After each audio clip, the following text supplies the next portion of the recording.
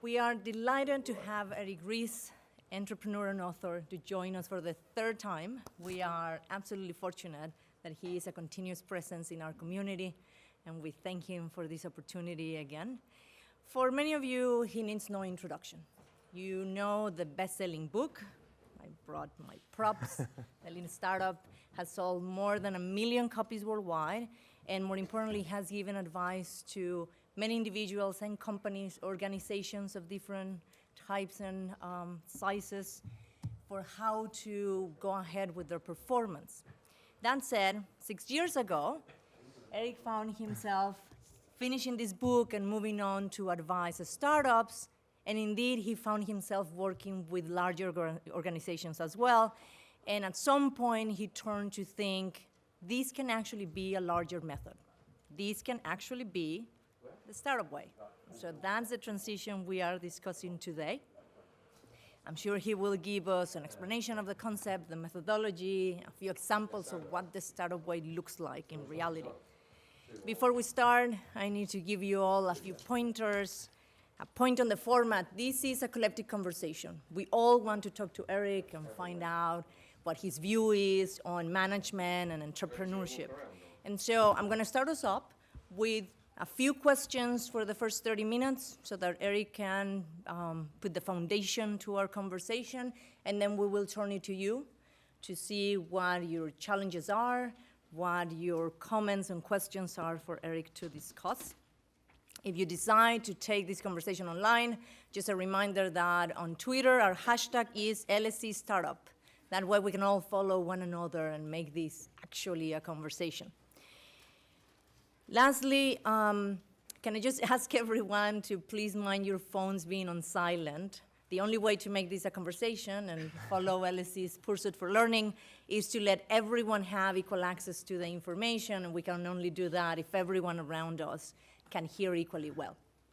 With that, I'm going to open the evening. Please join me to welcome Eric Ries to the LSE.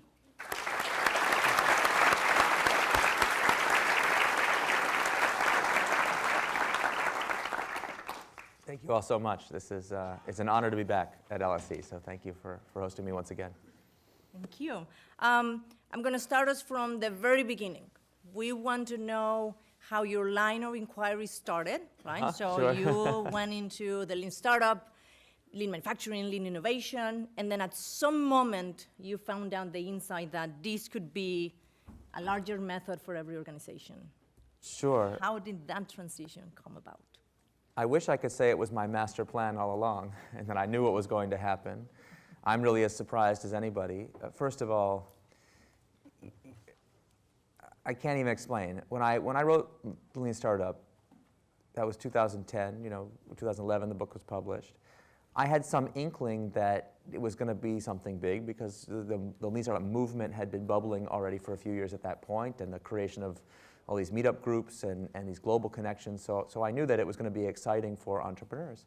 But I didn't have nothing could possibly have prepared me for what happened next. In the book, I had tried to put the practice of entrepreneurship on a more rigorous footing. It drove me crazy that so much of the way we talk about entrepreneurship is based on like something we read in a movie or a business school case study where so-and-so was looking out their window profoundly as they contemplated a business dilemma of whether or not they should ride their bike into the town and sell their company or whatever. It's just it's very narrative driven. The first time I had a Harvard Business School style case study written about one of my companies, the case writer said to me at a certain point, I said, well, we had to make a strategic choice between this or that. And they said, yes, but do you mind if we change it a little bit to make it more difficult for the students? Because it seems a little too obvious what you should have done. And I was like, no, you can't do that. That's what are you talking about? That's not what really happened. They're like, well, but this is for the students' sake to make it more interesting. I said, well, you're going to lie to the students as part of their education? Yeah. So I was like, well, wait a minute. And then I was like, how many other case studies have I read that are fictionalized? We're like, well, we always like to light. And I was like, they're all fictionalized? I understand the movie is fictional. Like I'm not going to learn my my entrepreneurial lessons from Ghostbusters, although quite a few people have. But I couldn't believe it. So I was like, we got to be more rigorous in our application. There's no way we're going to get better at entrepreneurship if we can't define our terms and try to give it some kind of intellectual foundation. So I had started with this definition of what is a startup. everyone remembers, a human institution designed to create something new under conditions of extreme uncertainty. So that seemed to me like a very simple way to begin.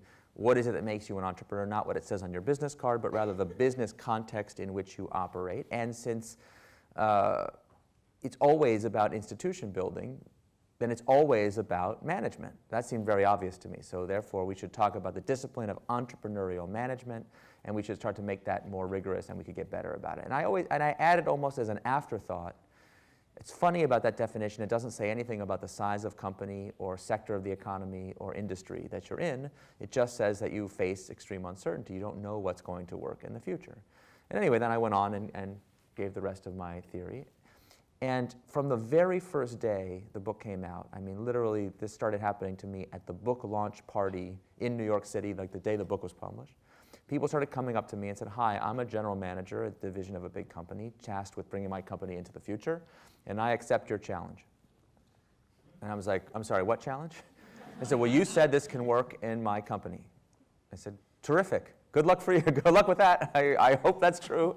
You know, best of luck." And they said, "No, you don't understand. I would like you to come help us with that." And first time that someone said that to me, I said, "I think you've come to the wrong aisle of the store. You know, that's not really my department. You need, you know, somebody who knows about corporate politics and divisional budgeting and, you know, matrix management and whatever else." And they said, "You know, not listening to me. I already told you I'm a general manager who runs a division of a big company. I have politics well covered.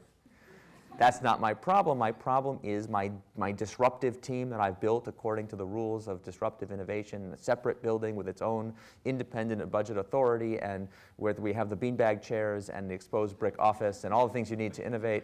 And what exactly is my team supposed to do every day?"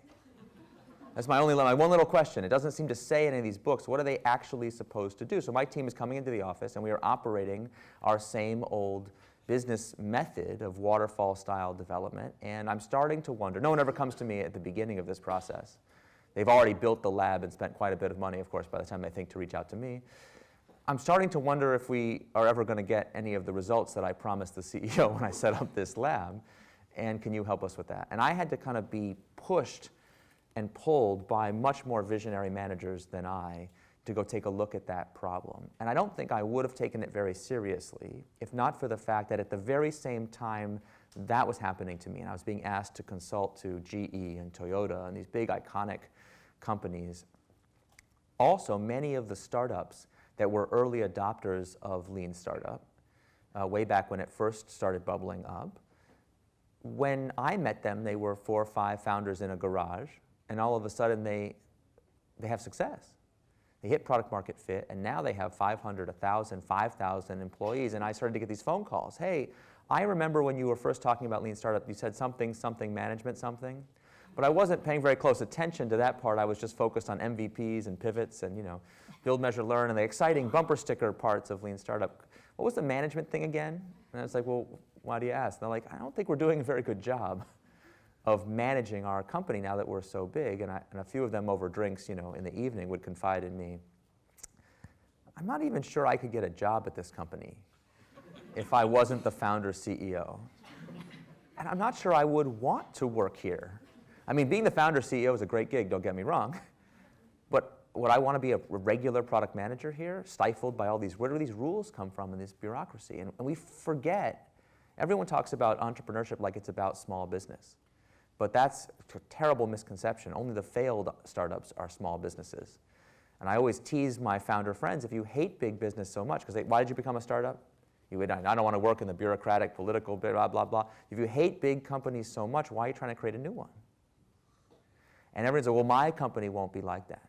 We're going to grow up and be dynamic and a perpetual startup." And I'm like, "Okay, but by what mechanism? What's the plan?" And they're like, "Well, we're going to hire only the very best people." And say, "But everyone says that."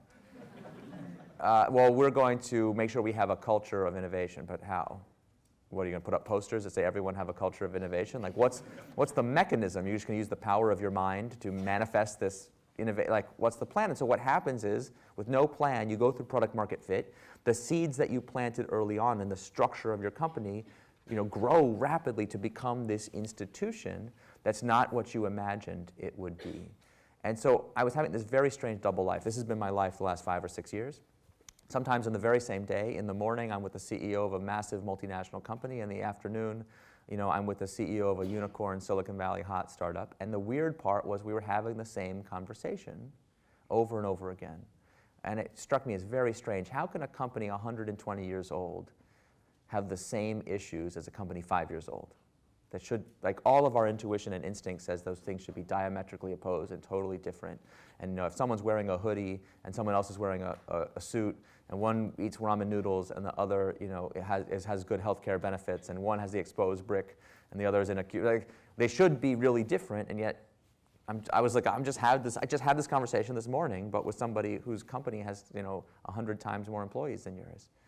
And eventually, I realized that both companies are built to the same blueprint. If you X-ray the org chart of the hottest unicorn startup that is about to go public, and you compare it to the org chart of your favorite big multinational matrix managed company, they're the same. They have the same departments, the same siloed departments. The way that work is passed between departments is the same. The way we budget and allocate resources is the same. And it's not only is it the same with each other, it's basically the same structure we've been using for almost 100 years. If you reincarnated the ghost of Alfred Sloan, who pioneered this structure for General Motors in the 1920s, he would say, oh yeah, that. And he would have no idea what the product the company makes is. They're like, it's a software what? Internet who? You make selfie sticks? What's a like, he wouldn't know anything about what the product is, but you show him the org chart and he'd be like, good job, glad you're still using it. And that just struck me as strange. Well, that's odd. Why is it that founders who have a company only 5 years old, who could have done anything they wanted, why did they recapitulate this exact same structure? And I realized that when you look in, if you could look in their brain, in the box that says, what is a company? What does it look like? They have this very specific blueprint in mind. That's all we know. We build companies a very specific way, and we're quite consistent about it. I don't want to denigrate that management structure. It's quite good for what it was designed to do. But can anyone think of any ways in which the world of 2017 is different from the world of 1920? Anybody? I can think of a few. I don't think it's that big of a stretch to say maybe we could improve on that structure a little bit. And that's the line of inquiry, as you say, that led me ultimately to write the book, to say we need a new management theory that is designed to take into account the realities of the 21st century. And I didn't want to write just another manifesto. Anyone else sick and tired of business manifestos? For God's sake, everyone, you should change. It's important to innovate or whatever. If you just do what I did, then you'll get rich too. Like, I think we could do better than that as a genre. I think we do better than that as a practice. So I wanted to figure out, could we actually build like a very practical knowledge base about how this is done? And so this is my attempt to do that. Fantastic. And so you're now in the transition, whether it is because the community took you to establish Yeah, firms, exactly. That was not my idea. Whether you were walking into them yourself. Now you have a particular systematic method that you want to propose. Can you give us an example? What does the startup way look like in a company? Any company that you would want to Sure. So the challenge with working with corporates is that everything you say has to be cleared by corporate communications. So, and because lean startup involves a lot of failure, a lot of companies that do this really don't want to talk about it. It's not brand aligned for them, they think. So I've been very lucky that a few companies have given me permission to kind of really tell the true story of what happened behind the scenes, including GE and Intuit, especially in this book. So let me talk a little bit about GE, because I think that's kind of that's a company that people know. You understand the products that they make, and you can imagine the challenges that they have when it comes time to do innovation. So the way it began, I was asked to come in and present to the CEO and top officers of GE a few years ago at their Crotonville facility in upstate New York. It's a legendary leadership development center. If you've ever seen that episode of 30 Rock where they go to Crotonville, whoever wrote that episode has definitely been there. So just like that, except not as funny. And they asked me to come and do a presentation about Lean Startup, which I did. It went fine. And then they asked me to do a prototype project with them. They said, the CEO himself said, I get to choose. If we're going to experiment with this new way of working, I get to pick the initial project. And it's not going to be some software thing, okay? I'm a software guy, okay? I come from Silicon Valley. I grew up programming computers. He's like, I might do some app, okay? We're going to do a workshop with a diesel reciprocating platform. I said, excellent, no problem. I just have one question. what is a diesel reciprocating platform? I had no idea even what that was. It says, so just if you don't know what that is either, this is a diesel engine, brand new product they were planning to build to enter into a brand new market space that they had not been in before. Diesel engine that could be used for fracking, for what's called marine electric, making boats go. It can be used in stationary drilling. It can be used in locomotive. I was like, okay, you're telling me by land, at sea, on a boat, on a plane, in a train, like what? You know, I'm just trying to figure out what the heck this thing is. Just to give you a sense of the scale of this program, they were planning to invest approximately $300 million, which at G makes it a medium-sized program. That's not, they don't even really consider that a lot of money.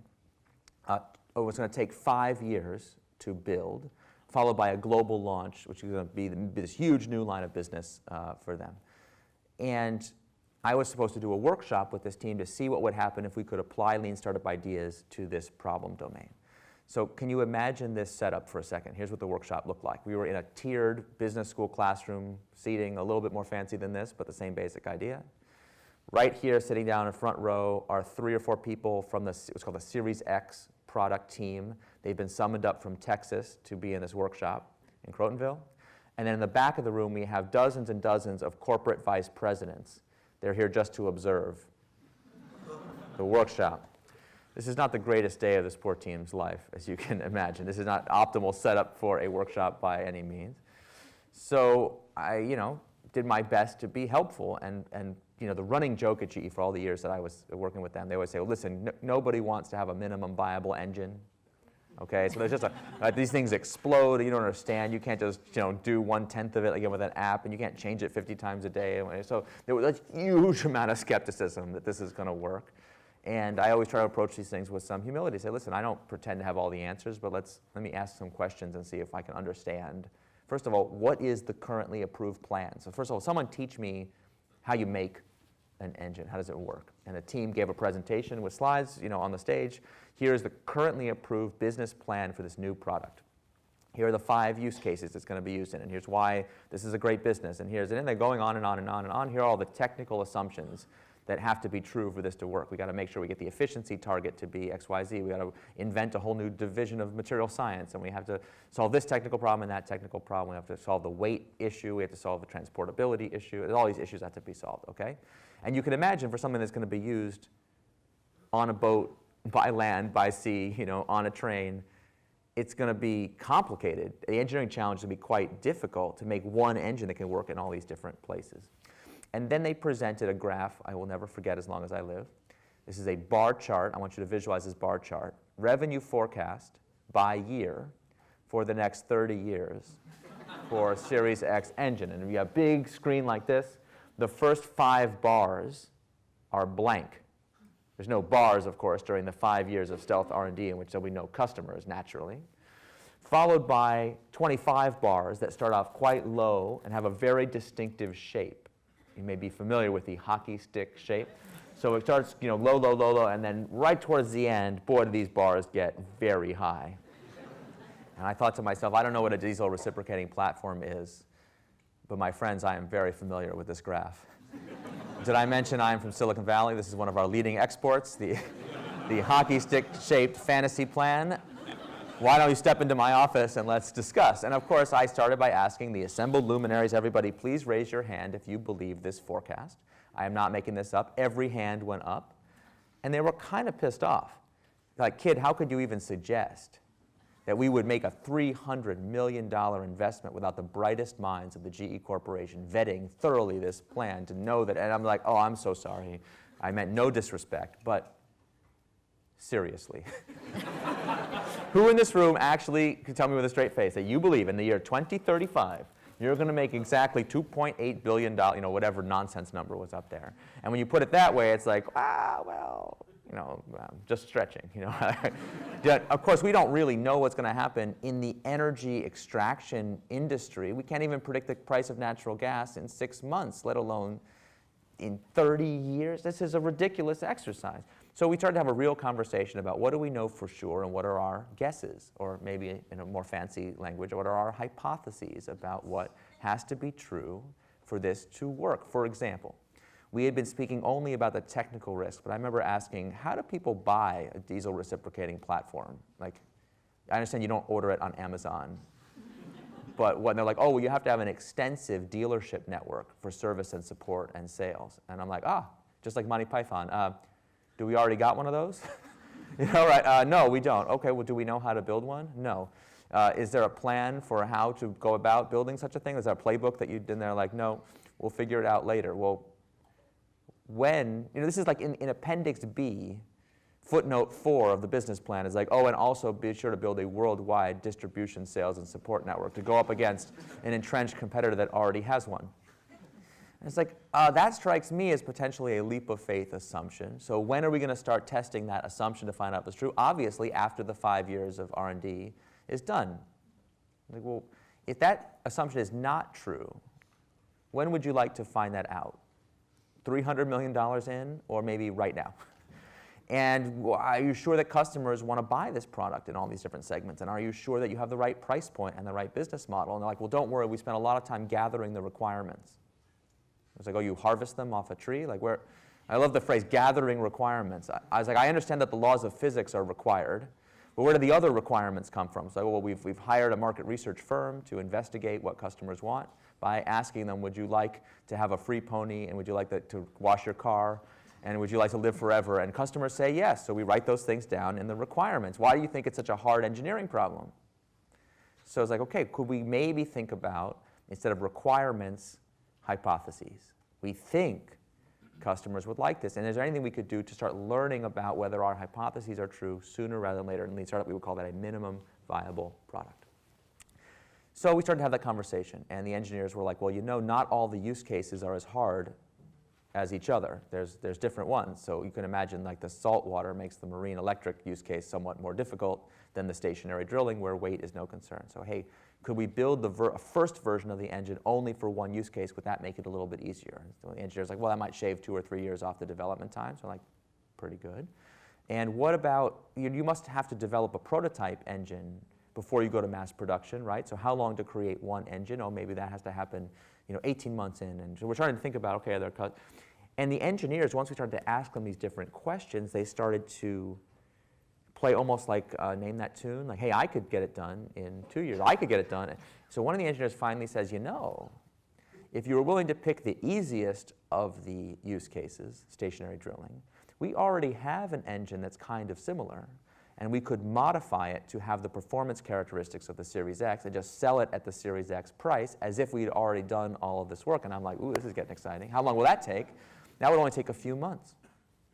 And I was like, hey, corporate vice president, since I have you here, anyone in this room have a customer that might want to buy this prototype that we've described? And one of the sales VPs is like, as a matter of fact, I have a specific customer who's always asking me for that exact thing. And I'm like, this is going to be great. We're going to get the cycle time changed. Time to market changed from 5 years to 6 months, a full order of magnitude improvement, and I'm going to be a hero. People are going to be, there's going to be a statue of me in the Management Hall of Fame because I got this coming out. It's all going to be great until the statue was put on hold temporarily because one of the vice presidents was really, really not having a good time. And I mean, we're talking about arms crossed, the executive death stare, the whole thing. And he's like, I'm sorry, what is the point of selling only one engine? A second ago, we were going to make $4 billion. And now what if we sell one engine, we're going to make, what, like $100? Of course, one of the engineers very helpfully chimed in, oh, no, sir, we would lose money on the first sale. And he's like, we were going to make money before and lose. I was like, could you really understand business? Because I think our goal is to make money, not lose money. This just seems like a waste of time. And I had to tell him, look, you're right. If you believe that this plan is going to work, if you already know what's going to happen in the future, then all this experimentation is a waste of time. And he was like, great. I'm out of here. Okay, terrific. We're done. And luckily for me, his colleagues were like, hold on, wait a second. Didn't we just say a second ago that we're not totally sure this is going to work? And don't we not know if this forecast is true? And they started to have a conversation amongst themselves about what it might look like to pursue a project like this in a different way. So it wasn't that I told them what to do, but they themselves had started to internalize this different question, this different way of looking at it. That ultimately led to the creation of a program called FastWorks at GE. It began with that one project that I worked with them as a coach to work with that project, and then we started doing batches of projects, almost like a startup accelerator, like a Y Combinator. We did 4 projects at a time, and then 8 at a time, and then we started to do them in different business units. The great thing about GE, they make everything. So, the first 4 or 5 projects was the Series X engine. We did a gas turbine that sold into a combined cycle power plant that cost $1 billion. You definitely don't buy that on Amazon. But then, then we did a refrigerator, then we did a neonatal incubator, then we did a high-tech diagnostic hospital. I mean, we just did all kinds of stuff. We did projects in the U.S. and we did projects in Europe and in Asia. And we really started to expand out the kinds of projects. We did internal projects too, IT, HR, finance projects.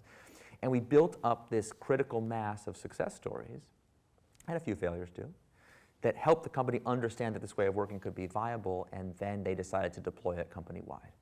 So we wound up in those first couple years training every CEO of every one of their businesses, every one of their direct reports, effectively every executive at what they call the executive band and above, so maybe the top 5,000 managers in the company. And this became a really big part of the way that they work.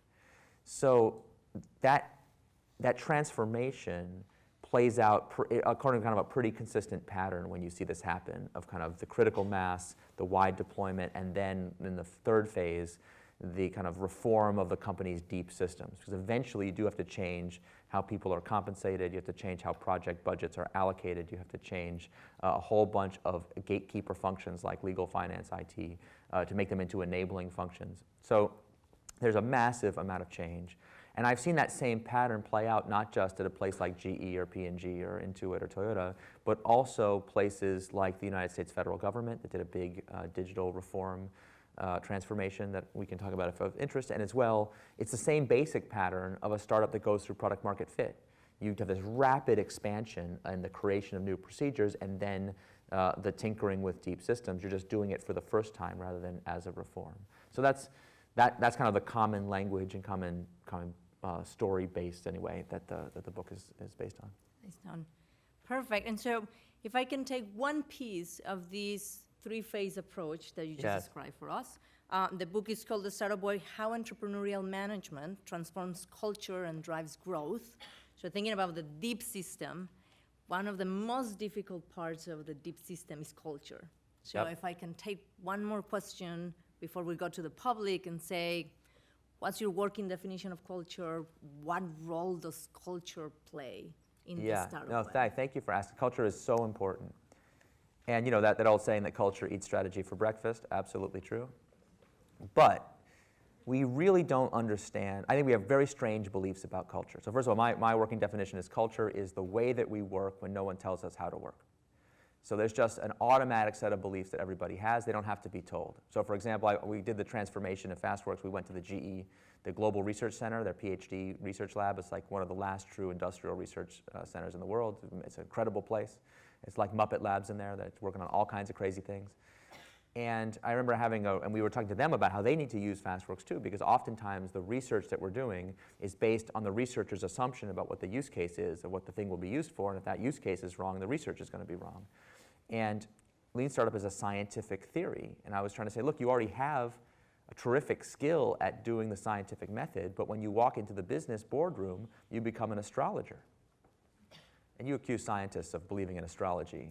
It's not they're like, how dare you suggest such a thing? I was like, listen, normally, if I tell you I can predict what's going to happen in the future, that doesn't go very well for me, psychologically speaking. I'm going to be committed to an institution. That's not science.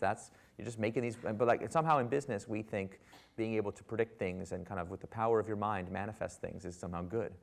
So we were talking about how we have to use our scientific skills to translate that into the business domain. And we were talking about how do you build this new culture. And I said, listen, how do you all know to use science when you're in the lab? Like, is there an employee handbook where it says, be sure to use the scientific method, not astrology? And they looked at me like, you don't have to put that in that. There's no employee handbook. I was like, I didn't see any posters as I was walking in that said, everybody use science. Science works, exclamation point. But that's how we do culture change for innovation. We put up posters. Everybody, be innovative and think new things.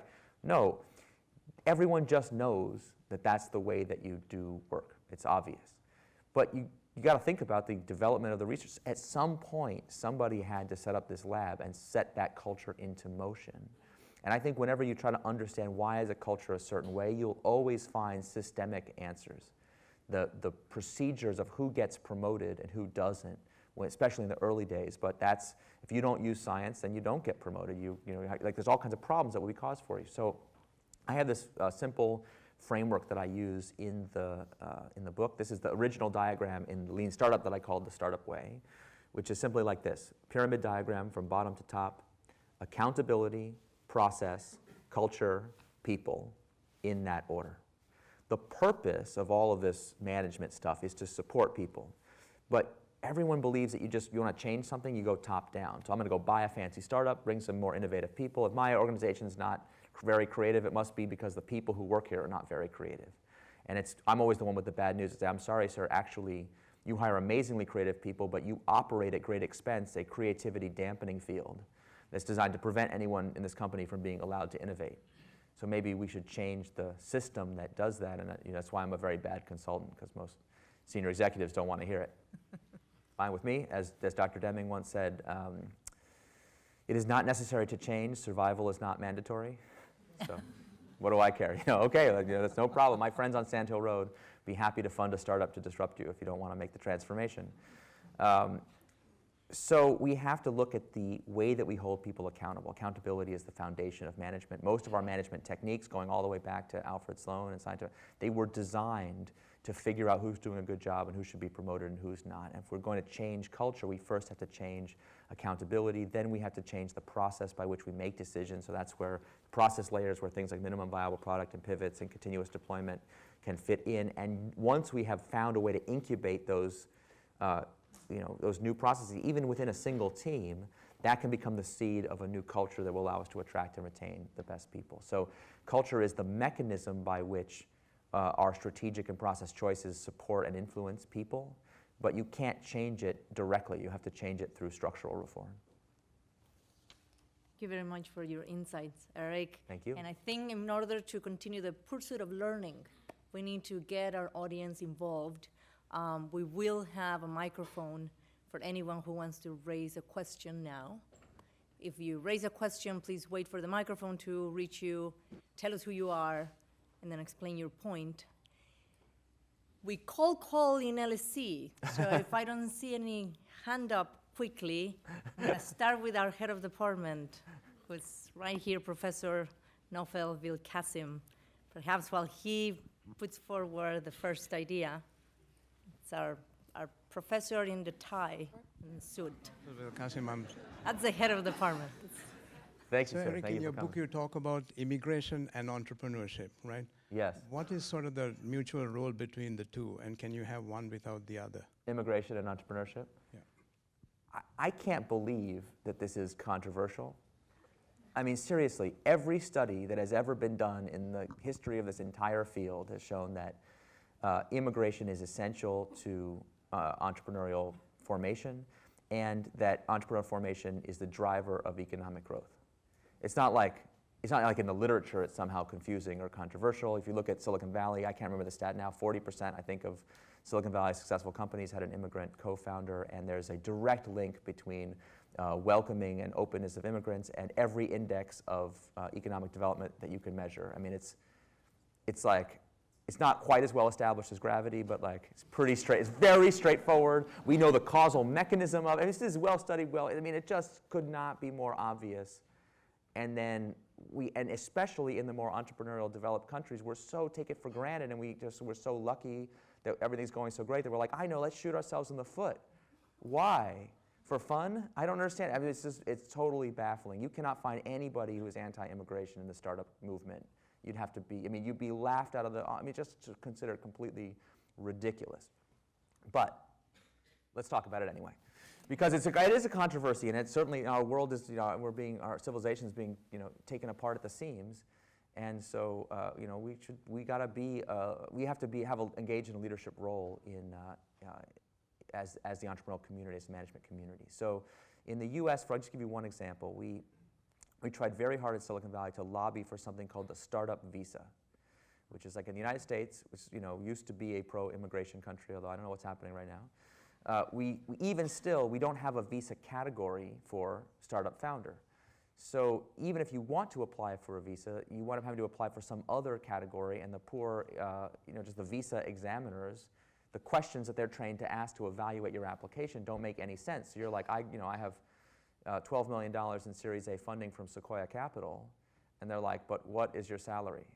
It's like, no, you don't understand. Like, and then it's like, they don't know, and you're like, how many people do you employ? It's like, well, not any yet, but give me a minute, and I'll, like 3 years from now, I could easily employ 1,000 Americans. Wouldn't that be pretty good? And they're like, oh, so 0. And it's just like, they don't have the right. So we were lobbying Congress to get them to pass the startup visa. The story does not have a happy ending, as you can imagine. And the arguments that people would put it forth were like bizarre. And so just think about it this way. When someone becomes an entrepreneur, what were they doing 5 minutes beforehand? First of all, if someone is in the United States and wants to become an entrepreneur, they probably were already in the United States on an existing visa category. So they're like probably like Larry and Sergey of Google in a PhD program at an American university.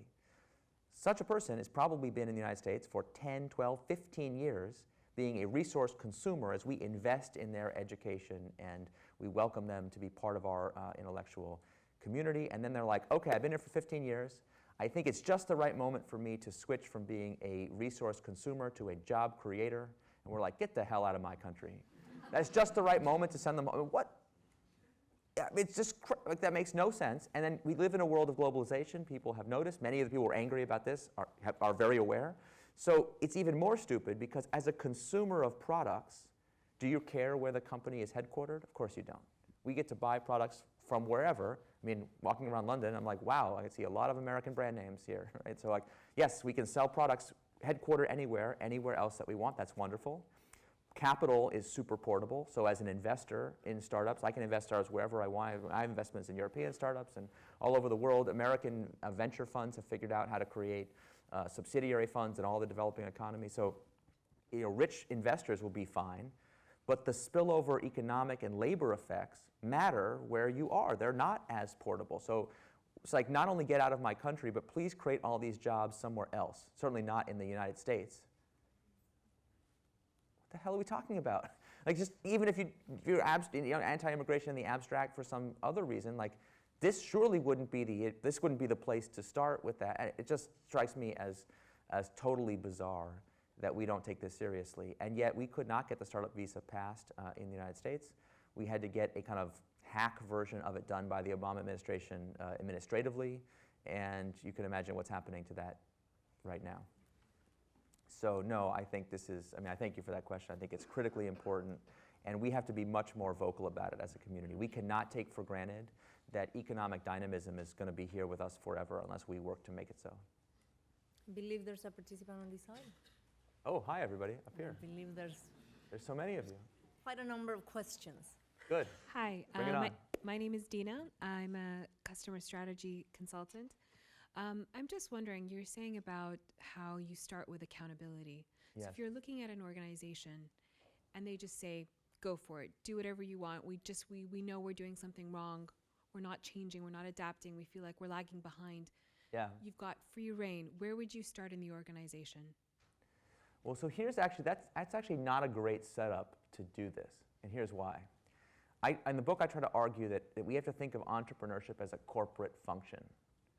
And so the common things that people do with entrepreneurship don't really make sense if you compare them to how we handle other functions.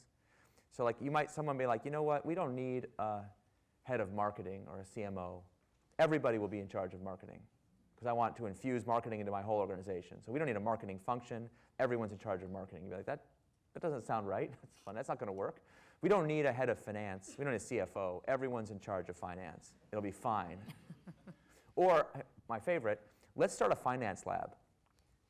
We're going to create a cool building. The Entrepreneurial lab, the Innovation lab has exposed brick. This one's going to be super boring accounting look. We'll put all the finance people over there, and they'll handle all the company's finance, and the rest of us can just pretend that there is no finance. That's not going to work very well either, right? Everyone understands that every function has to have both a vertical component of creating career advancement opportunities for the people that specialize in that function, as well as a horizontal component, having a seat at the table at defining all of the company's policies in partnership with the other functions. So when we say we have carte blanche to start with this, what we often wind up doing is just sending some teams out to go either be in an innovation lab or like do some futuristic thinking. And I'll just tell you a funny story. I was once giving a talk to a group of senior executives from different companies, and just the same conversation we're having now. During one of the breaks, someone comes up to me and says, excuse me, I have a question. He was really irritated. There's a colleague of mine who has an innovation title in my company, and he wears red pants. I mean, come on, if I wore red pants to the office, I would be fired. He rides around on a Segway and is always telling us to think about the future. And my question to you is, what does this person do for a living? And as if it was my fault that there's this chief innovation officer who rides around us. I was like, well, I don't know, like that. So we keep doing these like bizarre things. Can you imagine if like the job of the chief financial officer was to spout slogans and tell you cool things about finance, but had no operational responsibility? What are we doing? So we know the answer to this question. So I would be very nervous about a team with carte blanche, because first of all, carte blanche means no accountability. I can just do whatever I want. That's not good.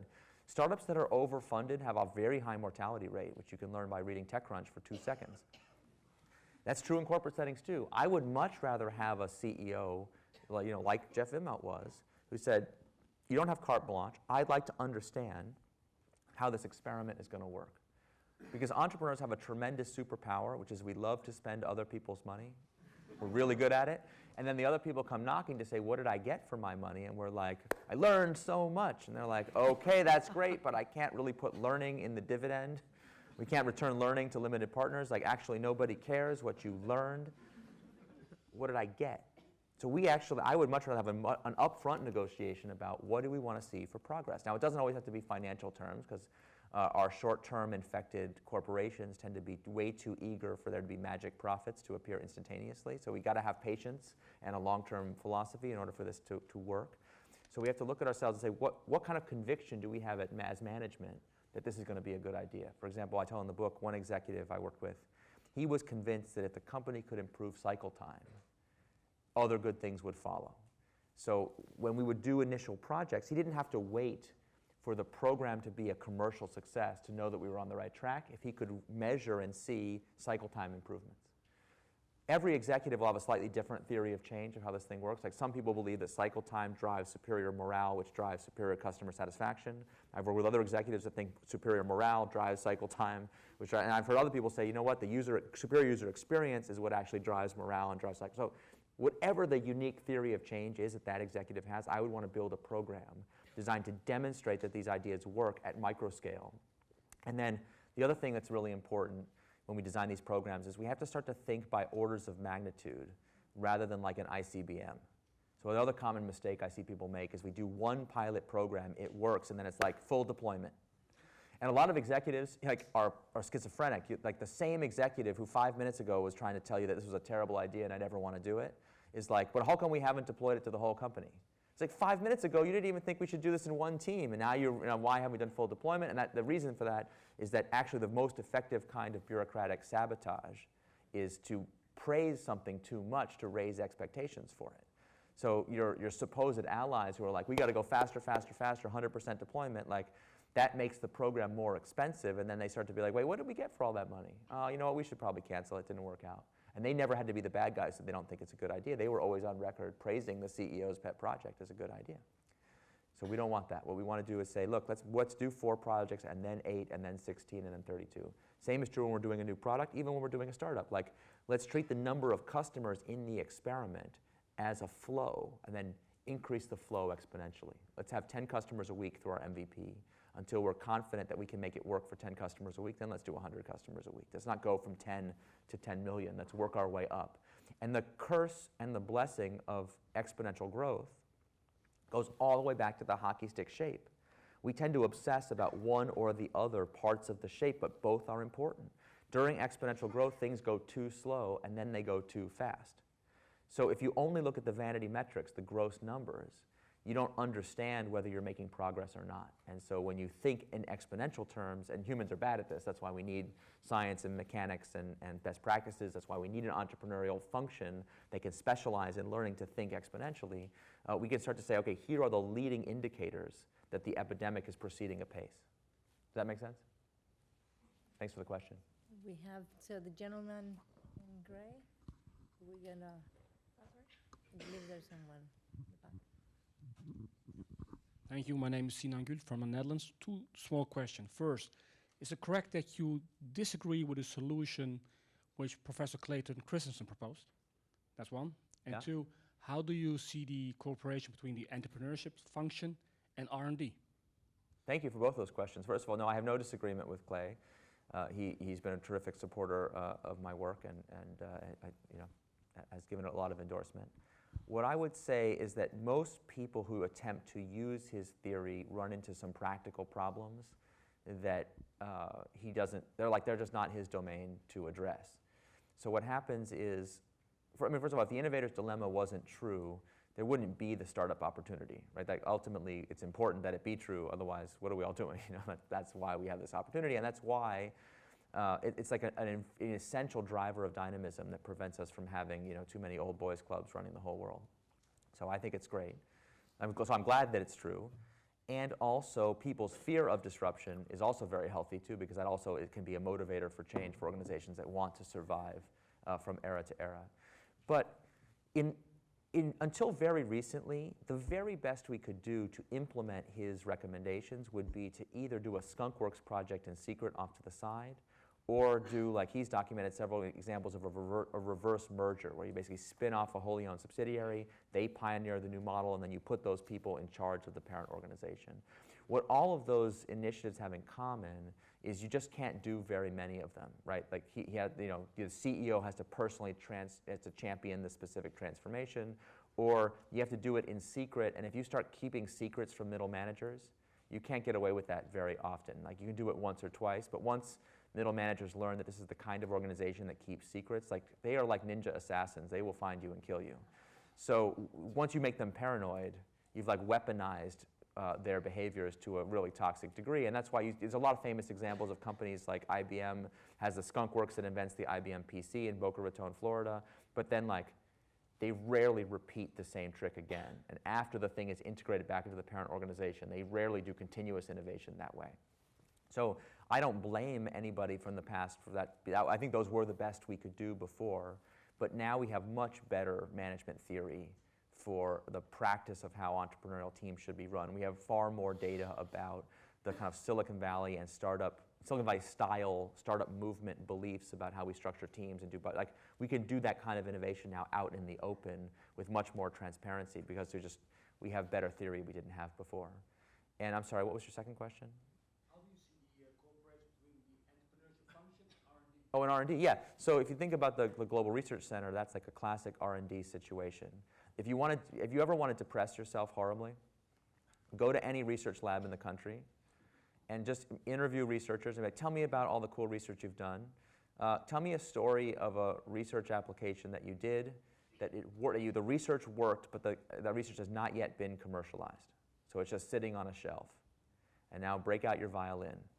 So they'll be like, well, we invented this new ink that can be used to rapidly detect all cancers dramatically earlier, but it's still sitting on a shelf because we couldn't find any manufacturer who thought that it would work. It was everyone that didn't think it would help their current quarter profits to have to totally change how they do diagnostics, and so it's just sitting there. And you're like, the cancer cure is sitting on your shelf right now?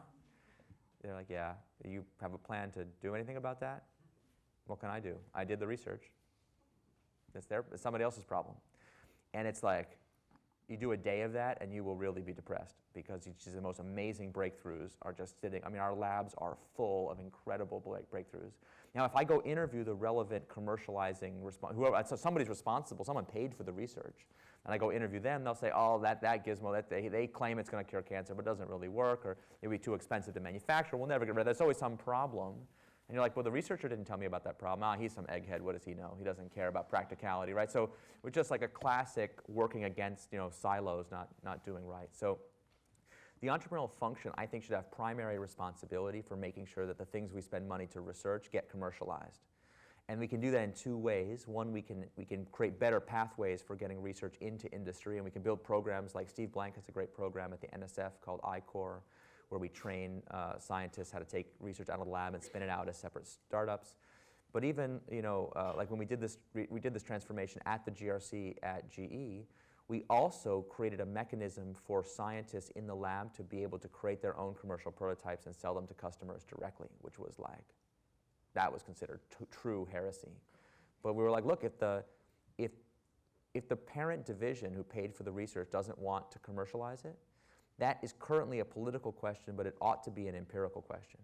They said no customers will pay the price premium for it or won't get ready. Like they claim there's all these practical problems. Okay. Let's not debate whether it might work or not. Let's go prove that it actually will work. And I got to tell you, the first time we did this, where the GRC was using their own balance sheet as a commercial backstop and making their own customer, it was very controversial. And I remember being in a planning meeting with some folks, from other divisions who were just like, they're like, well, who's going to take the customer service phone calls? And the head of global research was like, we're going to take them. And he's like, who's going to handle warranty and returns and legal? And he's like, I will. And who's going to get? And it's like, we're going to do liability constrained experiments. We're not going to sell a gazillion trillion units, but we're going to sell enough units to get a statistically significant read on the market potential. And every time we've done that, I mean, I've seen this over and over and over again. What you immediately discover practically in the first month of the exploration is that the specifications of the research are not correct. So you've actually inadvertently made the research problem harder for yourselves by not understanding what the customers want. And I'm going to just give you a really trivial example. We had this amazing technology that was going to be used to do diagnostics in hospitals, and it was this awesome thing. And they were really super focused on imagery resolution and the exact, perfect diagnostic guarantees and all this stuff. And so in order to make that work, the physical machine was massive. It was like a massive thing, would take up a room half this size, had all this cryogenic components to it, and it was just like crazy piece of equipment. And they had never actually asked any hospitals about if they would like to install this massive room-sized piece of equipment on their most highly trafficked floors where they make all their money. And they're like, how many beds is it going to take up? And the team's like, I don't know, it shouldn't be that many. How many beds is it going to take up? Probably only 40 or 50 beds. I'm sure it'll be no big deal. I was like, oh, so in order to get this piece of equipment, I have to utterly destroy the profitability of the institution? I'm going to say no to that. Like, so the size of it matters to you? They're like, we much prefer it be the right size than it have accurate imagery because, the problems we're looking for are not minute. They're really obvious. If we could just get it. I mean, it was just like all the assumptions about what the research had to be. These guys were going to win a Nobel Prize in cryogenics to get and it's like they've got the wrong problem that they're working on. So somebody has to be in charge of that aspect of research and development, and most companies, nobody is.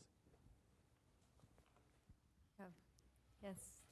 Can we get a microphone to our participant in the front row?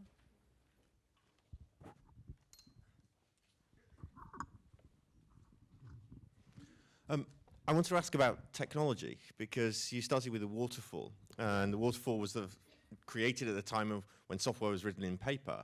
Yeah. And I just wondered to what extent, CAD/CAM and digital platforms and new approaches to software have enabled startup culture. It's absolutely inextricably linked. And it's tricky. I mean, look, technology is my first love, okay? I'm a technologist by training. I grew up programming computers. So I have to be careful about this, because I don't want people to think, as a common misconception is, I can't do any of this stuff unless I'm in a digital business. And then, like GE people are like, we're in an industrial business, so this doesn't apply to us. We have to make clear that this can be broadly used. The sad truth is, just don't tell anybody, but between us, everyone's in the digital business, whether they know it or not, right? Because your customers think that they can get what they want digital. The expectation of how things work, the user experience demands that customers have been ratcheted way through the roof, and this is causing all kinds of problems in all kinds of non-software businesses. But a big part of lean startup success is we don't require people to, we don't ever allow one function of the company to lord it over the others. So nobody who doesn't work in the software part of the organization wants to feel like they're doing a software method. You ever try to get designers to learn Agile or something? It's impossible. You ever try to get engineers to learn design thinking? Can't be done. You ever try to get IT people to learn statistical process control from the manufacturing side? They won't do it. It's like, are the people stupid? They can't learn. And plus, these methods have a lot in common with each other. If you look at them schematically, like they're all these cycle diagrams, and it's like you would think an organization full of people doing rapid iteration testing in every silo would be a rapid iteration built to learn company, but you'd be wrong. The work product is passed from silo to silo across these like neutral zones of mutual combatants. So instead of that, we have to be very careful not to say that this is a software thing. But you want to drive cycle time down for a production process, like a little IT goes a long way. And I'll give you an example. I was working on a kitchen appliance with a team where this is like high-end appliances that generally speaking, the company would have produced a new version of the appliance every 5 to 7 years. That's kind of the refresh rate in the industry. And we wanted to know, could we have an improvement in cycle time? And we were hemming and hawing about it. Could it be done? Could it not be done? And some of the issues were business model and technical. And like part of the reason we only do it infrequently is that the high-end kitchen appliance stores that do the displays, we force them to build out a new display at their own expense every time we have a new model, which they never want to do. So even if we ship a new product, it doesn't show up. Customers never see it for several years because it takes a long time. So we're like, okay, is this a business model error? Like, they're much smaller than we are. Why is this expense on their balance sheet rather than our balance sheet? Some of them business model issues, but some of them were just production issues. It takes a long time to produce the factory that can produce millions of units of this thing. And so we started talking about, well, could we use 3D printing? Could we use advanced techniques? And they're like, well, but we can't do that. We have to use injection molded plastic parts to build this appliance. And everyone knows how injection molding works, right? It takes a long time to build out the mold and the robotics and everything. And so we started to be like, well, if you had to, if I put a gun to your side, you have to produce 100 units, could you do it?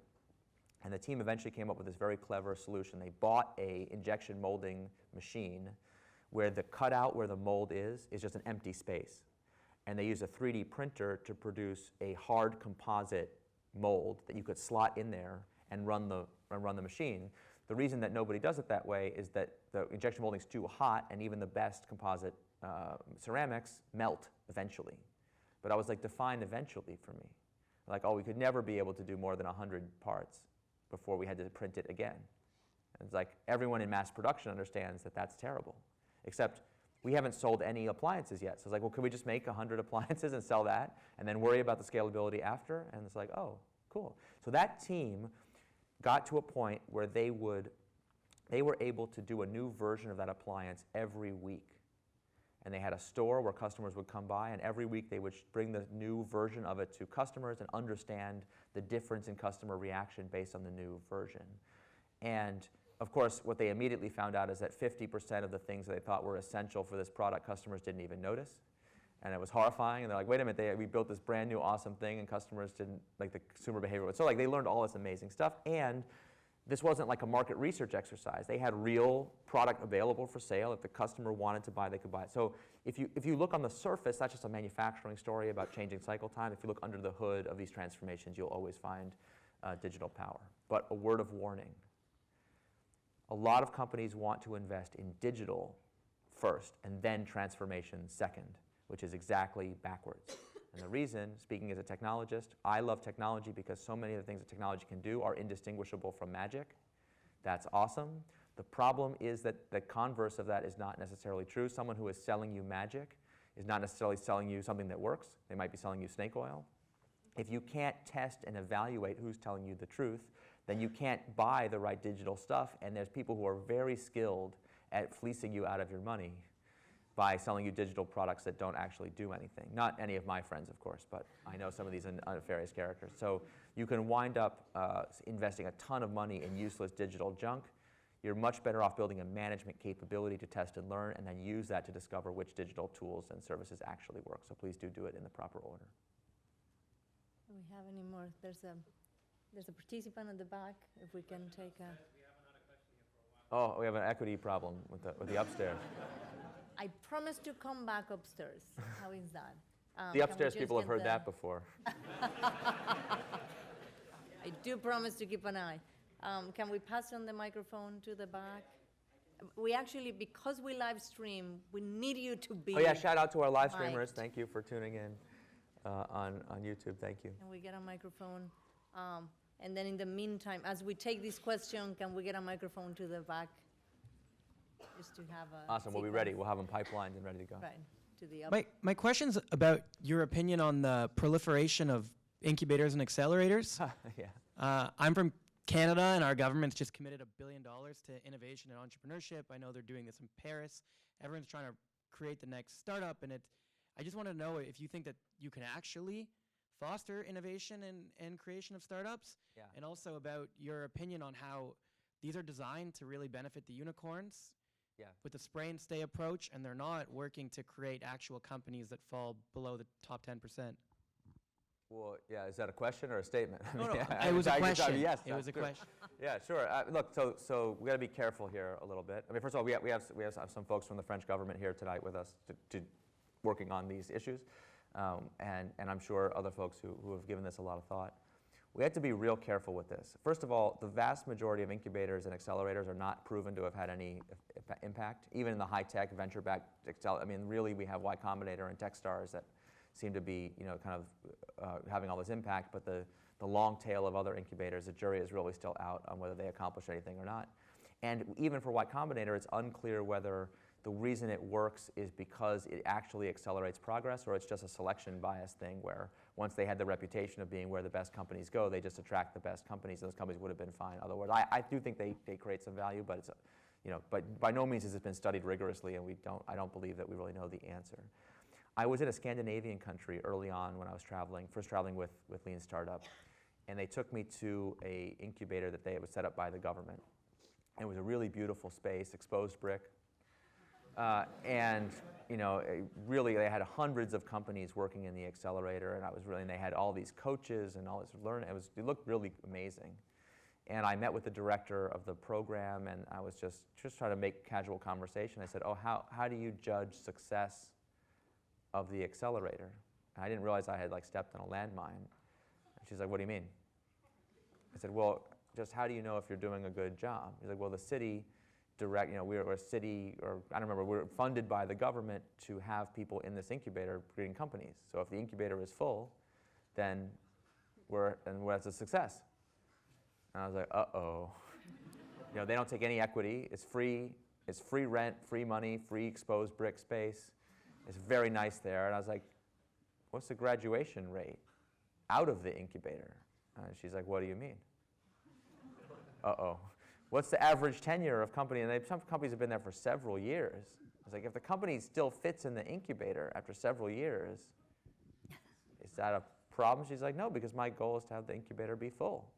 And it's full. And I was just like, oh, my God. I can't imagine how much money. And then she was like, we're part of a network of incubators. There's one in every city. I was like, oh my God. Look, this is a hard problem, and we got to take it really seriously. I mean, Techstars is the very first American accelerator to have an IPO. Just had it today. Y Combinator has not yet had one IPO yet. I would really prefer us to think differently about what a pro-entrepreneurship public policy can look like, and not just be doing accelerators and incubators, but really, to whatever extent we're going to do that with government money, we have to figure out how to do it rigorously so we don't have these political distortions. And frankly, to your point about the top 10%, I would much rather pump that money into ordinary people's pockets. First of all, I don't know why we think that putting money into startups when there's insufficient demand in the economy is a good idea. Startups need customers far more than they need financing, so I would rather have a booming economy that's going to generate a lot of startups. And I would rather entice people into entrepreneurship who might not otherwise have done it. If there is a causal theory of why Y Combinator has been effective, it definitely has to be some version of they convinced people to become entrepreneurs who might not otherwise have. And if you look at the first few classes of Y Combinator with the iconic hits in them like Dropbox, and you just look at the story, those are people who were at top universities and were thinking about whether to do a startup or not, and were on the fence. And the fact that there was this program with a structure and a stipend enticed them to do it. The original Y Combinator stipend, I believe, was $4,000 per founder, total investment. So it wasn't it's like, you imagine a government program that did that? That's too small. We can't give away only $4,000. We need to make it huge, because we think that size equals impact, and that's just wrong. So if I've been talking in the book, there's a policy chapter, and I try to talk about what a pro-entrepreneurship public policy would look like, and it was just the same conversation we're having about immigration. We had to think about what was the person doing before they became an entrepreneur, and how do we do that? It scrambles our partisan categories and kind of breaks through the hyper-polarized nonsense that's in our world right now, because it's not pro-business or pro-labor. It's supporting people before they became a titan of industry. So giving away massive subsidies and tax breaks to existing titans of industry, that doesn't help us at all. That just helps entrench their rent-seeking behavior. We got to help increase dynamism. So I would much rather, for example, we just said, how many people in every country, in the US, I don't remember what the proportion is, I think it might be something like half the population has no or negative net worth. So even if you did have a good idea to start a startup, how the hell are you supposed to do it? You can't even take a day off work to go explore it. And you're like, well, just have a side hustle. But that's a very privileged position to be able to do such a thing. And if you don't have the ability to just put AWS on your credit card, and you don't even have the time to take off work to apply to the incubator. It's like a lengthy and complicated process. So I would rather we just said, you know what? Whenever we need macroeconomic stimulus, instead of giving money to banks and hoping they loan it out to small businesses, because in a low interest, low growth environment, we learned that banks are happy to just put that money on their balance sheet.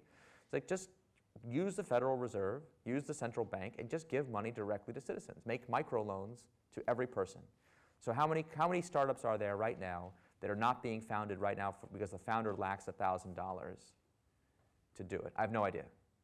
I bet it's not zero. And then as soon as I say, in the US, if I say something like this, people are like, wait a minute, you're going to give $1,000 of credit to every citizen in the United States? That would be $300 billion. I'm like, first of all, that is not that much money by US standards. Certainly by US federal government standards, we spend a lot more money than that on the craziest stuff like you wouldn't believe. So don't tell me we can't afford it. Tell me that whenever someone says, you don't hear politicians saying we can't afford something, that you already know you're being sold something. Because, right, if the return on investment was worth it, we totally could afford it. When was the last time we can't afford a massive tax cut? It's like we can afford it if we want to do it, but we have a theory that the economic benefits that it unlocks are worth it. What are the economic benefits of my microloan, 300? Like, no one has any idea. We don't know. So we just have a political fight about it. But the same trick we used when I was talking about the entrepreneurial function, we can use it again. Let's take the political problem and make it an empirical problem. This is a very easy program to pilot. Let's just do it in one neighborhood, one city, one town, see if it works. But we have academics who are currently doing little universal basic income type pilot programs, but they don't have the budget to scale up if it works. So the time horizon to get any impact is too slow. If we were having a good faith negotiation about can the government really do this, and we all actually wanted it to work instead of having a ridiculous ideological BS fight, if we were actually good faith actors, we know exactly what we would do. We would just say, listen, pass a law that says the government is required to pilot this in 2 places, and if it works, move it to 4 places, and if it, every time it works, make double the impact, and every time it doesn't work, have the impact, and go. Like, do you think how many startups we could create doing that? I bet it would be massive. And so don't tell me we're serious about spending money on economic development if we're not doing those kinds of programs. I call BS. All right. Hey, Yes, exactly. This is. So can we come to our participant and then in the meantime get a microphone on the other side? Now we're going. Now we got it going. Yes, exactly. We're having really serious. So thank you for coming question today, of Eric. equality in our conversation. Really appreciate the insight. So 2 questions. you. First question is, in terms of the greatest technology company 2017, for some reason they seem to come from America in particular. Is it particularly access to capital? I wouldn't say it's access to talent because there's intelligent people globally. So why is it that America is so much more better at producing the Facebooks, the Google, Uber, etc.? And also, just a thought, your insight on the valuations. And is Uber really a startup with $10 billion of funding? So that's it. Thank you. Are you suggesting that Americans are not smarter than everybody else? How dare you suggest such a thing? My God, can you believe this guy? Yes, no, I certainly do not believe it is because of some intrinsic, psychological power and whatever. People have a lot of just so stories about why things are the way they are. And look, I'm sure if the weather was horrible in America, they would say that the cold winters are what drive our ingenuity or whatever. And if the weather was warm or whatever it is, people will be happy to seize on that as a cultural characteristic. When I travel around the world, everyone has the most hilarious pet theories about why Americans are better at what we do than they are. And I don't believe that really has anything to do with anything. First of all, America is not good at technology entrepreneurship in particular. Silicon Valley is really good at it. We just happen to be in America. Alabama is not as good. No offense. Although if you've been following the news, we got some serious problems in Alabama. We have a number of startup hubs in the country that are kind of catching up to Silicon Valley. And because of Silicon Valley's success, we've had some policy choices that we made that have been pretty good. So like, we do have really good, like even national policies around tax treatment for capital gains and carried interest. We have the proper kind of bankruptcy protections for entrepreneurs that are not true in every country. So like we have there are some policy and legal framework advantages that we have.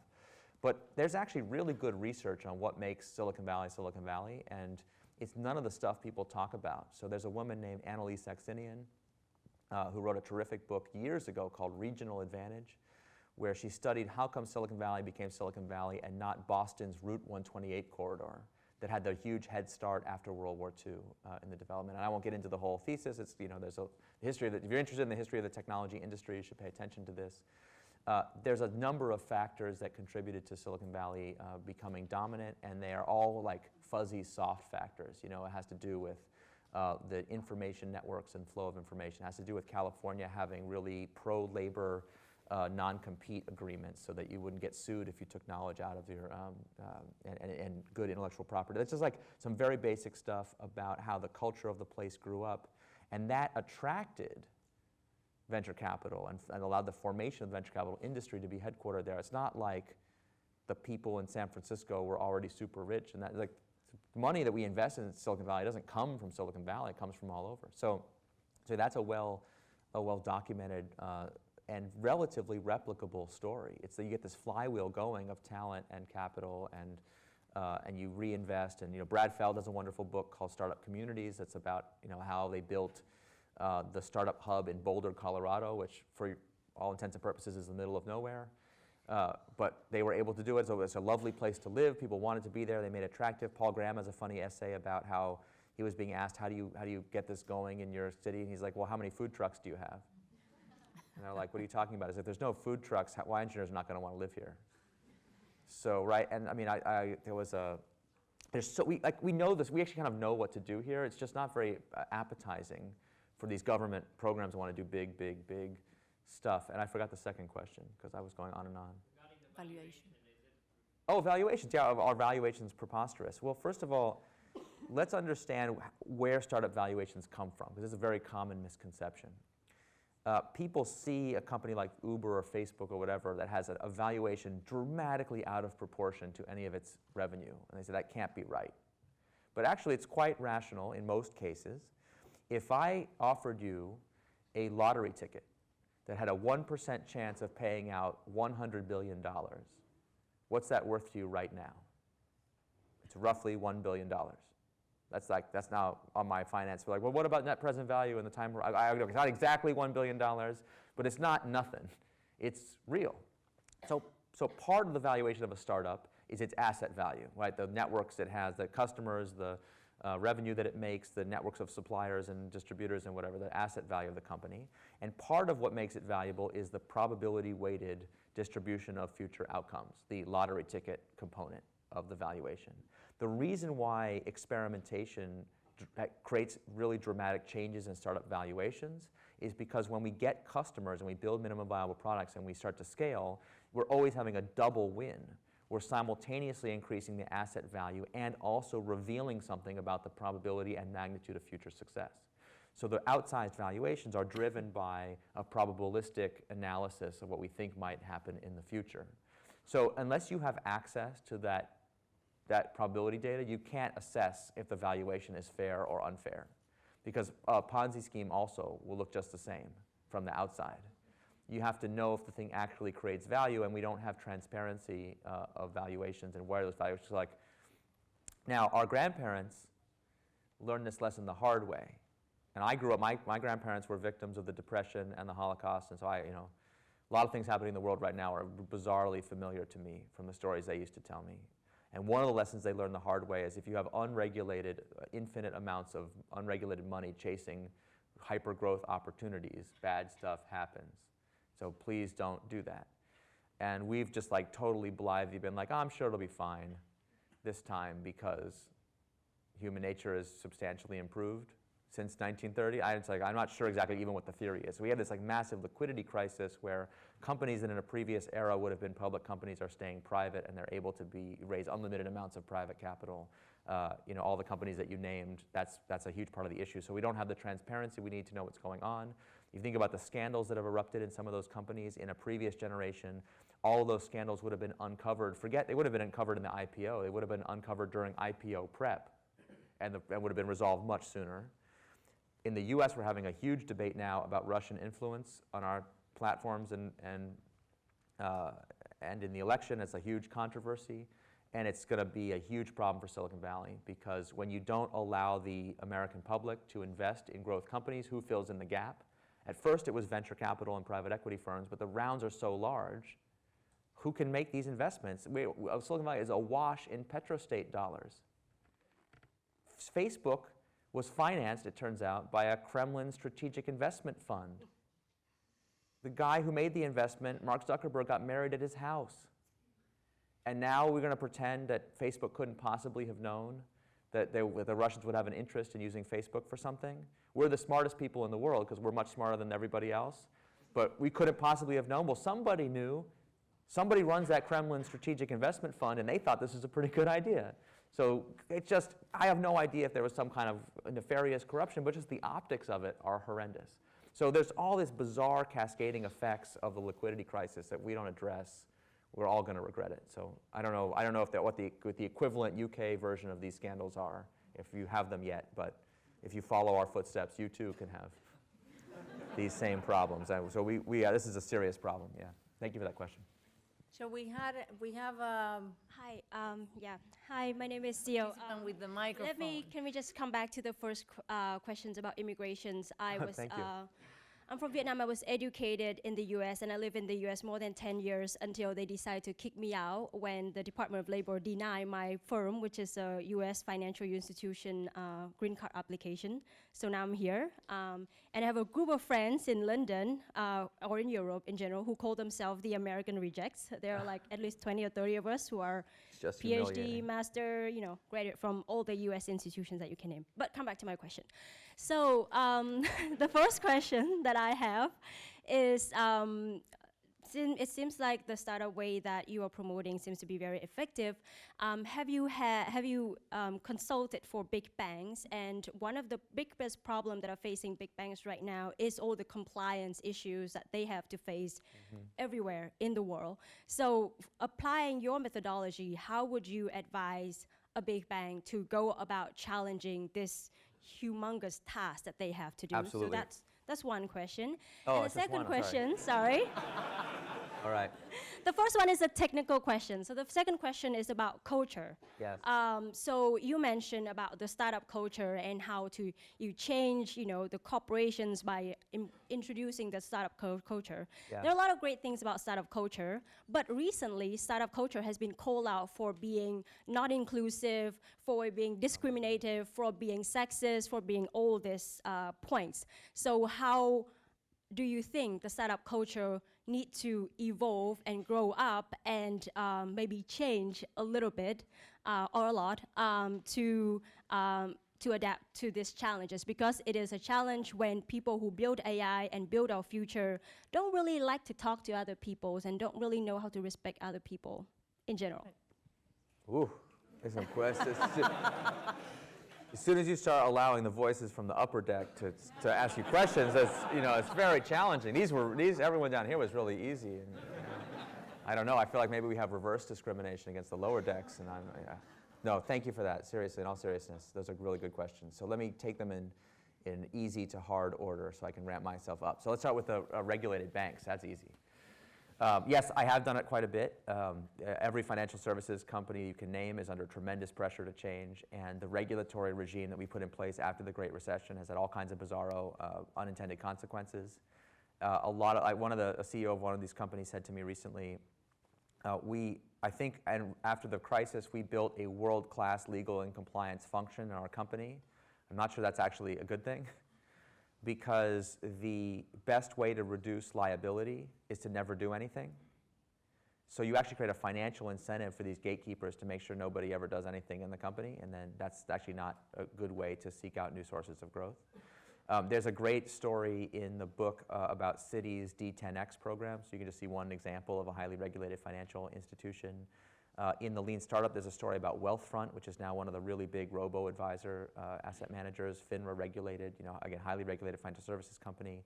They were practicing continuous deployment in the early days, and I remember people would say, gosh, it seems very risky to allow, an individual engineer could push a change to production like in 15 minutes. They would actually do live customer service support. The engineers would take the phone call. The person would say, I think there's something wrong with my account settings page, and they'd pull it up there, and they'd say, oh yeah, I see the problem, hold on 1 second. They'd pull up the code, find the bug, fix it, hit deploy, and be like, say, refresh your page. You see the fix? Great, we're done. Like, that level of customer. And people are like, you can't do that in financial services. And their point of view was, if something's important enough that it's regulatorily mandated that we do it, and you're going to have human beings certify that it still works. Human beings are animals that make mistakes. So we don't want that. Only computers have the reliability necessary to make sure that the system still works and is still in compliance. So build in automated testing from the beginning. So I could tell you stories like that all day long. That's an industry that's under the pressure to evolve, and it's very important. We also see that a lot in most organizations, compliance is the enemy of product. They fight with each other. They hate each other's guts. So I'll just tell you a story. This is a story that is wild to me. This is in the healthcare domain, but you can translate to financial services. Healthcare company building a new high science product that is going to be sold to hospitals. And the team was having a really hard time with the compliance function. There was this one guy in particular who was like Mr. Scold, didn't like them, always was saying no, very grumpy person. And they were fighting and fighting and fighting. And we said, listen, if you want to, I was trying to help them as a Lean Startup coach. If you want to adopt Lean Startup, you've got to build a cross-functional team. And they said, well, we have a cross-functional team. We got engineering and marketing and IT. It's like, yeah, but this is a legally regulated business. You've got to have a lawyer or a compliance person on your team full time. They're like, really, do I have to? It's like, yes, you have to. So they requested that somebody be transferred to their team. Of course, the request was denied. We don't have an extra person to spare. I was like, guys, you have to pay this person's salary out of your budget. That's heresy. You're going to pay a lawyer out of the product budget? How dare you suggest such a thing? I said, look, you have to do it. We made them do it. You can see where this story is going, right? Who got assigned to be on this project but Mr. Scold himself, who hates their guts. So I was like, look, bring him out for a workshop in San Francisco. And so the team comes out to San Francisco. They bring the compliance person with them. He is not having a good time. Right, this is not his favorite thing to be doing. Why am I at the stupid workshop to listen to the no. So we're several hours into the workshop, and at a certain point, he pauses for a second. He says, excuse me, I have a question. Are you telling me that I'm going to be on this team from the start? So when they design these ridiculously bad experiments, I'm going to have a chance to weigh in from the beginning? Yeah. Interesting. Okay, keep going with the workshop. Breakout time. So when we sit down at the breakout table, we're brainstorming different MVPs of what we could do, and he's not saying anything. One of the engineers has an idea for an MVP that we could do, and he's describing how it would work, and one of the other engineers is like, oh, shoot, we can't do that. Everybody knows that it's illegal to pre-sell a medical device that doesn't have regulatory approval. It's like a recurring issue in healthcare and in financial services. And Mr. Scold says, excuse me, does it strike you as kind of characteristic of the behavior of the United States federal government to publish regulations that are one sentence long? No, now that you mention it, that doesn't seem like their MO. He's like, no, there is no regulation that says you cannot pre-sell a medical device. There's a 1,000-page regulation that is, Federal Register item number, blah, blah, blah, blah, blah. Have any of you read this regulation? No, of course you haven't. Well, guess what? I have. And did you know that on page 874, paragraph 3, subbullet A, there's an exception to that rule. And the MVP you just described is perfectly legal. You should have seen the jaws hit the floor on this team. This guy is helping us for some reason. And there was total silence in the team, and someone said, are there any other exceptions? And he's like, step into my office. As a matter of fact, there are. And did you know? And he starts going off on the 12 different ways, and it was like amazing. This company had been convinced for years that this regulation meant they could never do any innovation or test anything, and now they're off to the races. All they had to do was build a cross-functional team.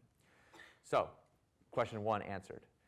Immigration question, have I answered that to your satisfaction already? You just agree with me? I mean, it's a point of national humiliation that you are not in the state. It's just a common subject. Yeah, thank you. I mean, well, look. Because we all moved to Europe and we're happy in Europe now. And now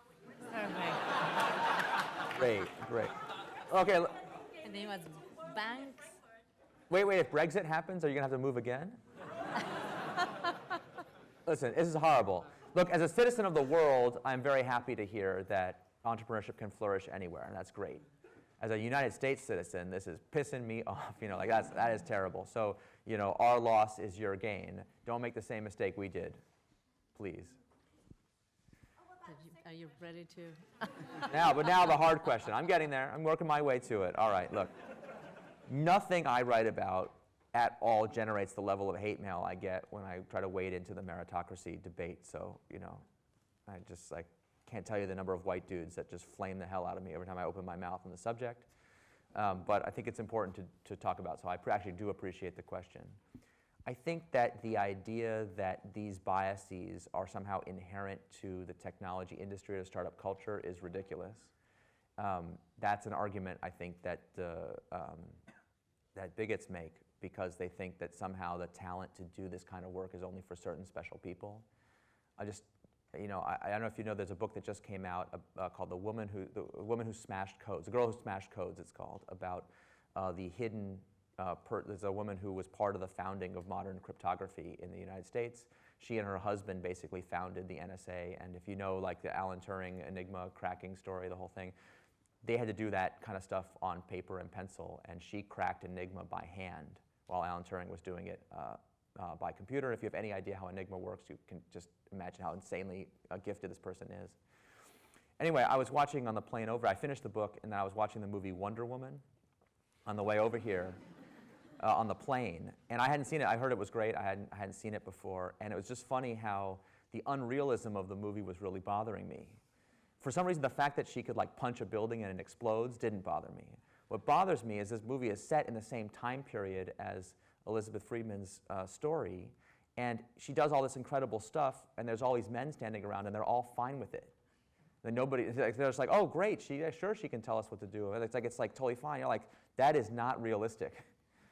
And what was driving me crazy is that we actually know exactly what would happen if Wonder Woman, in fact, had been alive at that time, because she actually was alive at that time, and she founded modern cryptography, and she was 100% written out of the history, and therefore we have this belief that only men can do this kind of mathematical work, and it's like, that's complete bullshit. So we have like allowed these misconceptions to become foundational in our industry, and we should consider it an embarrassment, and we have to do something about it. I think a big part of the problem stems from the idea that meritocracy is a binary category. You either are a meritocracy or you're not, which is silly. Of course, you can always be more or less meritocratic. And so the question we have to ask in our organizations is, have we done everything possible to be as meritocratic as we can? And the answer is so clearly no, it's a joke. The selection procedures that we use to decide who gets venture capital, to who gets hired and who gets promoted, every one of those procedures has been studied in the lab and found horrifically wanting and subject to unconscious bias of every kind. So if we haven't even taken the elementary steps to eliminate bias, and then we get the super homogeneous result, like, it's laughable to me that we would call that a meritocracy. And to say that that's the best we can do, it's like if we were still using rotary phones and just being like, well, it works fine enough, so I guess there's nothing better we can do. Like, that would be considered ridiculous. So I look forward to a day, and I think we're very lucky to have people finally standing up and saying what needs to happen here, where the industry will be reformed, and that we won't have that kind of joke. And people who claim to be a meritocracy but they haven't done the elementary things will be laughed out of the business. I have tried to experiment this myself in my own work. We do a Lean Startup Conference every year. And the first few years we did it, it was all people. I picked the speakers myself. It was all people I knew because I wanted to put people on stage who I could vouch that the story they were telling was true. So of course it was all people that looked just like me, shockingly. And I was really disturbed about it, and we decided to do better. And what's so funny about this argument is when you hear people talk, when I get flamed about this, the flame always goes like this. You're suggesting that our selection process, our Accelerator or whatever, is biased. But what evidence do you have that it's biased? And I'm like, well, it's been studied in the lab and found to be biased. Like, well, have they studied my incubator in particular?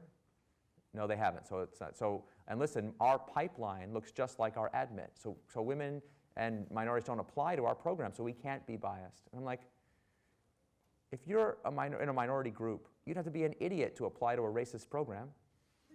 So yeah, they don't exist. No, they don't apply to your program because applying to a program is not free. It takes time and energy. We've already been talking about that. Plus, the psychic experience of being rejected is not that fun. So if you see a program that has only white dudes in it that are 25 years old from Stanford, and you don't look the part, and you don't apply, that's actually a totally normal thing to do. So this is actually, I think this is actually good news.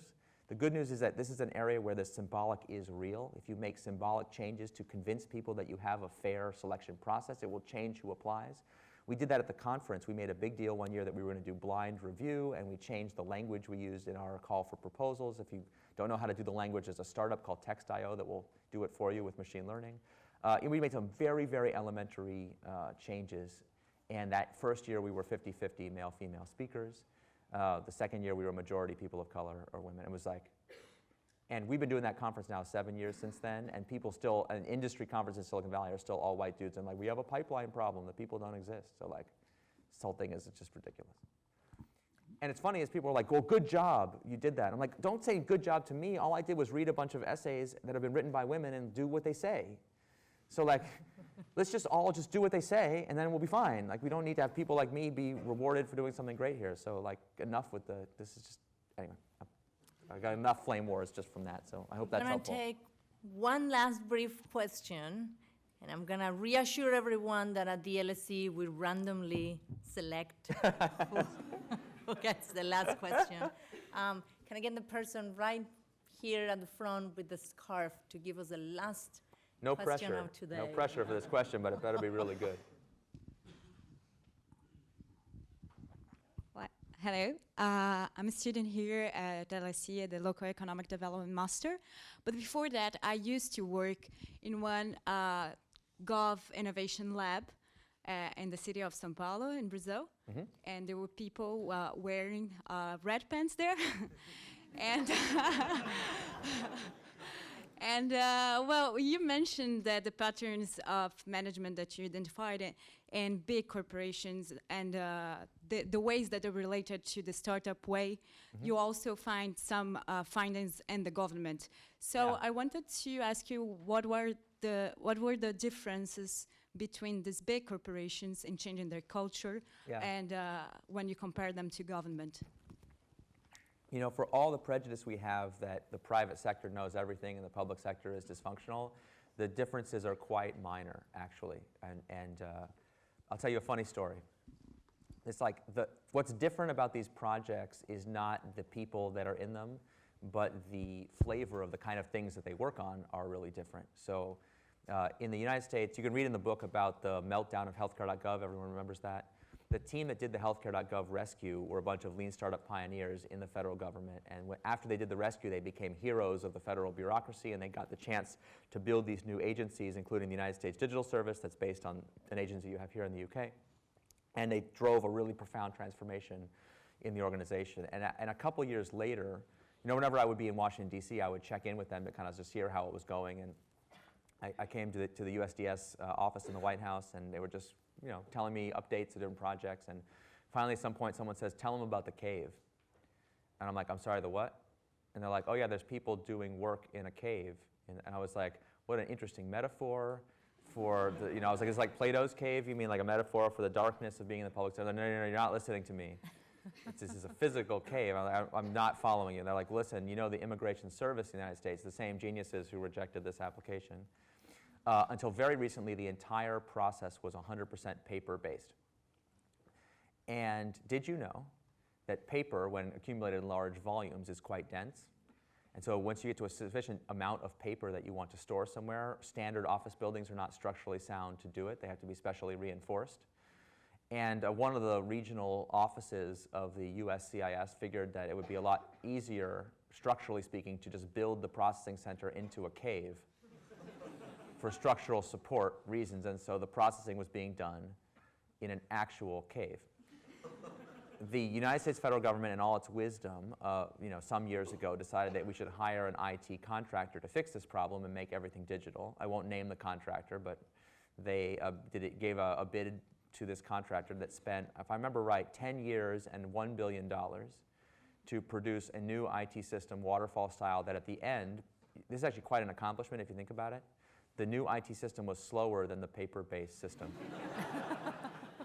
So that was the state of the art when US Digital Service got involved. And they were like, we just did the standard playbook. We immediately created a cross-functional team of designers, engineers, and actual examiners. We physically went to the cave and did the development there with them in parallel. We showed them prototypes constantly.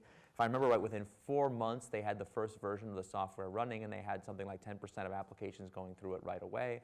Within a year or two, they had mostly gotten rid of the paper-based system. It was like, the S-curve on this thing was just like you would expect with a startup. It was quite remarkable. And I mean, I could tell you story after story about that. There's one of the craziest things that I would never have predicted when I started doing Lean Startup. There is a huge Lean Startup initiative within the national security intelligence communities in the US and in the UK, by the way. I got to visit with the UK security services. Fascinating, but I don't know that I can really talk that much about it. I'm just realizing. Anyway, just they have done great work in these areas. And one of the stories I finally got permission to tell in the book, the NSA is a Lean Startup. They have a Lean Start program at the National Security Agency, the same one that Elizabeth Friedman helped start. And I got permission to tell a story. You can imagine the secrecy issues complicated. This is a program that involves the computer system that generates the United States nuclear codes. So this is like a very solemn project. And you don't think about this, of course, but like we know that we live in a world where there's nuclear weapons. It's a very important thing that we have clear lines of authority of who can launch those weapons, and that those lines of authority not be co-opted by some third party, because God forbid. So the level of security that this computer system is held under is unbelievable. I've never seen it, obviously. But they have a physical space called the no-loan zone, which is the room that the actual computer sits in and is like isolated from the outside world by every conceivable mechanism. It's called the no-loan zone because no single human being is ever allowed to be in this room alone for any period of time. So every day, think about this, codes have to be changed periodically, obviously. So somebody has to generate the codes. 2 people sit in this room all day long watching the computer to make sure it's not tampered with while it does its crazy thing to generate the codes that can't be tampered with, and that they work shifts in this room, and they just have to sit there. Can you imagine what you have to think about while you're sitting there watching the nuclear codes be generated? Like, what a horrible and terrifying, I mean, just like the humanity of the situation, like, I always find very moving. So anyway, this team in the NSA, they have a series of Lean Startup projects. Most of them I can't talk about, but this one, it's actually not that big of a deal. It does not compromise national security in any way for you to know this. They had an idea that they could build the equivalent of a KVM switch that would be highly secure, so that the 2 people could go into the room, initiate the process, lock down the computer system so no one could tamper with it, and then they could leave and come back and unlock it and get the codes at the end. So from a user experience point of view of having this unbelievable responsibility, it's much more humane. That is not a big enough and important enough problem normally for anyone to bother solving it. And the big theme of the Startup Way is that we want to more democratically and more broadly apply startup problem solving to a wider range of problems than we currently think are worth the time to do. So this is a problem, and one of the things I think is really funny as I travel around, I often meet people who say, gosh, I would love to do Lean Startup, but my organization is too highly regulated, our application is mission critical, or our supply chain is too difficult to do this. And I'm like, compared to the National Security Agency? I'm going to guess not more regulated, going to guess not more mission critical than the nuclear codes. And can you imagine the supply chain issues? Like if you work at the NSA and you want to go buy a USB cable, you can't just walk to the local store. Like we have to make sure that there, no foreign intelligence service is inserted. Right? Like it's very complicated. So they built a program to be able to do these lightweight experiments, and they were able to do this new version of the no-loan zone in 4 months when it previously would have taken years. And since it would have taken years before, they wouldn't have bothered doing it. So yeah, I have found the government innovators, including folks here at MI5 at GCHQ, every bit as innovative, every bit as dedicated to the mission, if not more so, than anyone you'd meet in the private sector. And it's actually been really a thrill for me to get to see the work that they do flourish using these ideas, because of course it makes a huge difference to the policy outcomes that the government can drive. Anyway, so it's been really terrific. So yeah, Thanks for asking that question. I'm sure we could stay here for more I'd be time delighted. discussing, but we'll come to the end of our meeting. It's been an absolute pleasure to have Eric share his insight thank with you. all of us. He's gonna kindly stay for 10 minutes to sign any copies if you brought your copy with you of the Startup Way. There are copies available for purchase outside, which are, of course, the same copies as you can find with your preferred vendor. It's completely up to you. But please join me in thanking Eric for joining us today.